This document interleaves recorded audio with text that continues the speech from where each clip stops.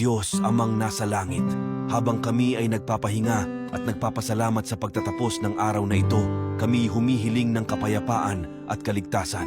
Nasusulat sa Isaiah 41 verse 10 ng iyong pangako, huwag kang matakot, sapagkat ako'y sumasa iyo.